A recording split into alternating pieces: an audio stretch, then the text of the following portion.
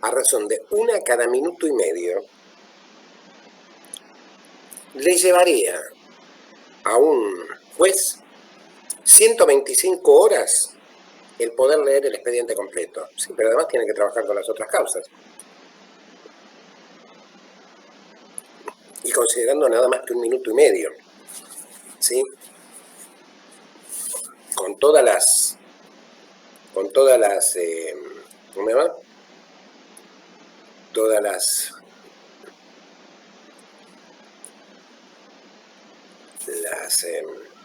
¿cómo se dice?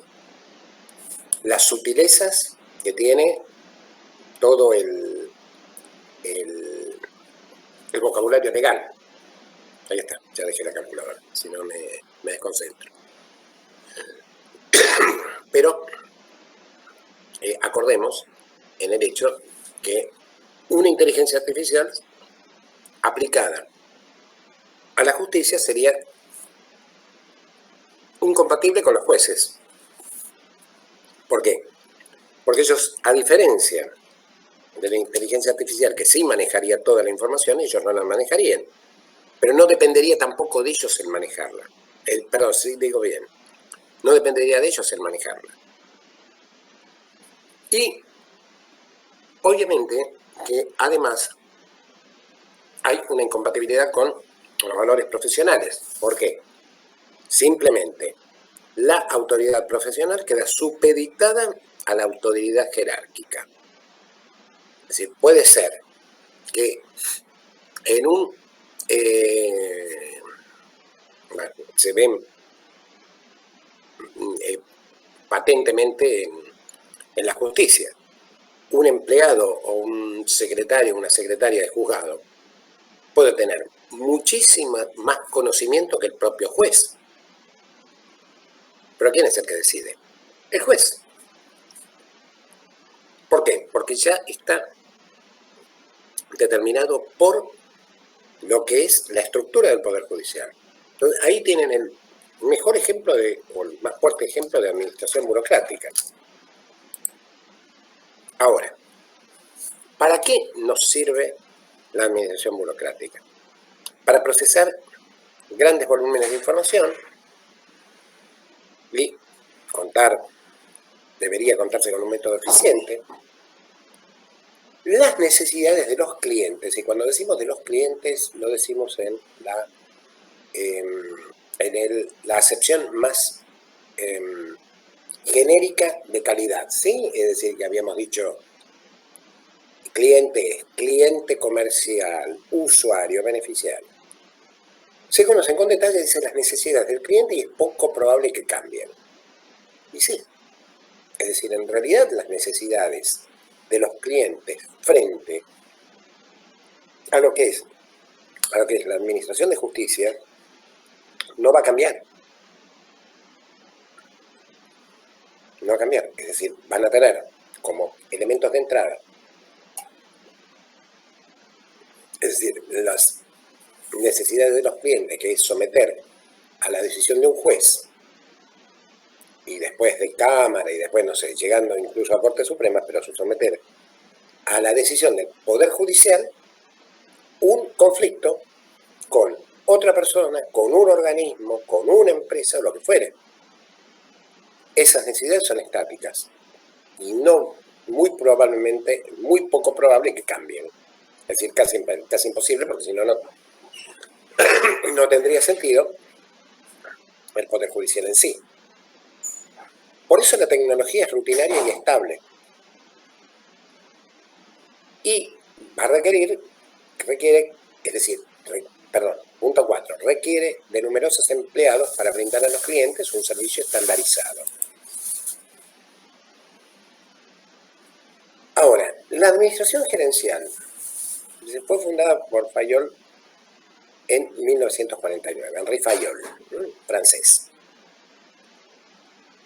Tiene 14 principios, que son la división del trabajo. Fíjense cómo una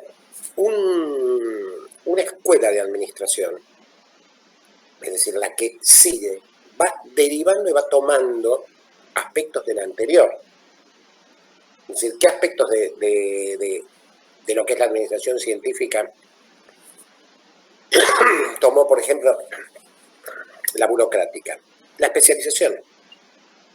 Bueno, acá la administración gerencial sigue tomando el principio burocrático de la división del trabajo, de la autoridad, de la disciplina,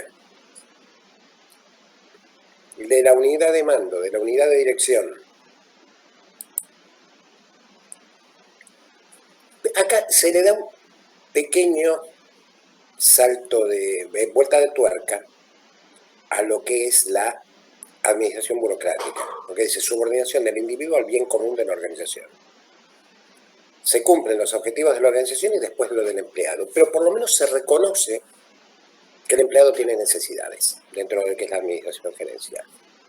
La remuneración, acá otro concepto que incorpora la administración gerencial, podríamos decir entonces que la administración gerencial, ¿no es cierto?, es más aproximada, digamos, si bien las corporaciones japonesas tienen un comportamiento de administración burocrática, en realidad tienen más un comportamiento de administración gerencial, fundamentalmente por el tema de la remuneración. Centralización. El poder y la autoridad tienen que concentrarse en los niveles altos de la organización. Y la cadena de autoridad. El orden. Recursos humanos y materiales deben coordinarse para que estén en el lugar y tiempo deseados.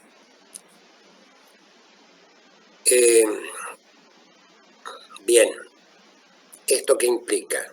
Poder contar con los insumos para alimentar un proceso de trabajo cuando debe contarse con ellos. ¿Sí? Equidad. Los directivos tienen que ser justos. Estabilidad. Evitar la rotación. Iniciativa. Y aquí está la diferencia, ¿no es cierto?, otra de las diferencias con la administración burocrática, y tal vez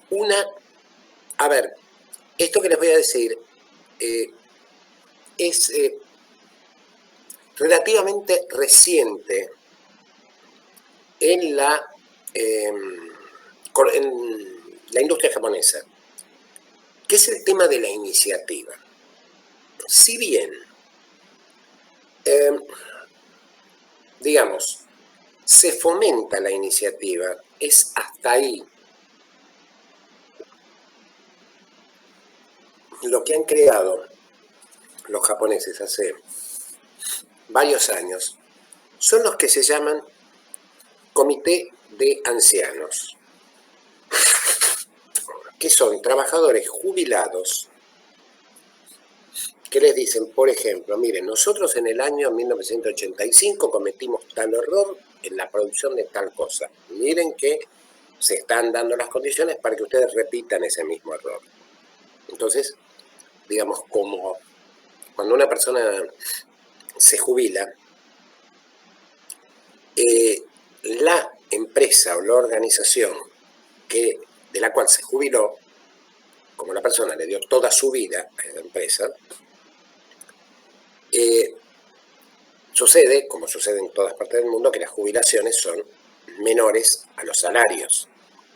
Entonces, lo que hacen las empresas es compensarle la diferencia.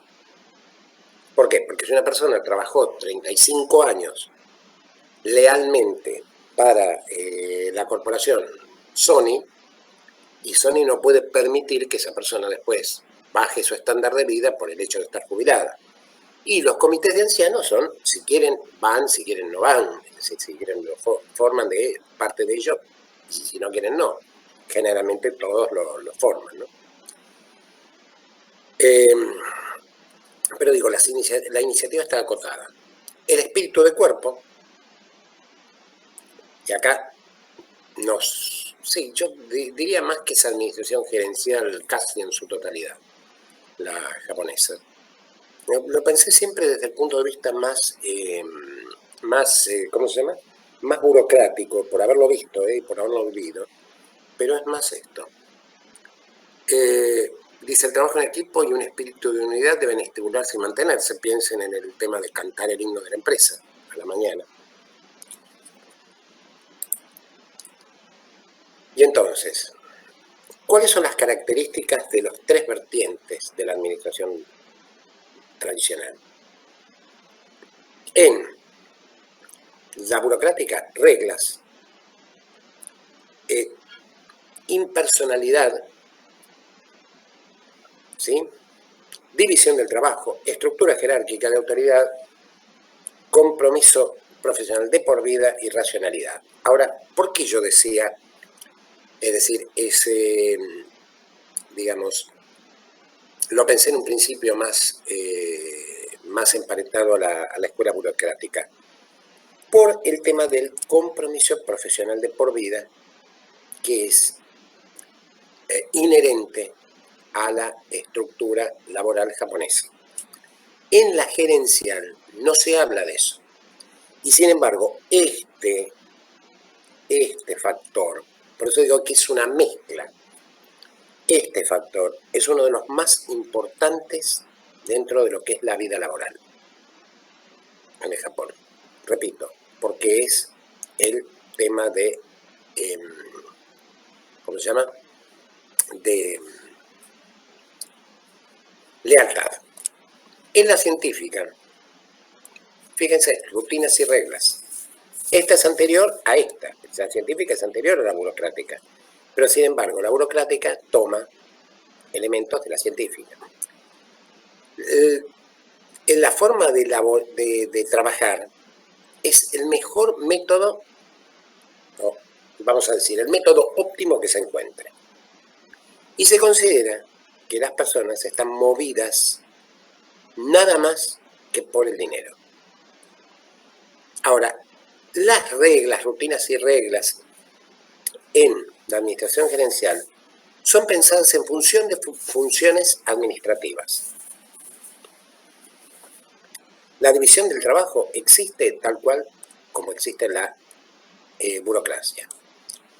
La jerarquía existe tal cual existe en la burocrática. Y por supuesto que el concepto de autoridad es inherente al concepto de jerarquía. Pero este concepto es el de equidad, que es propio de la administración gerencial.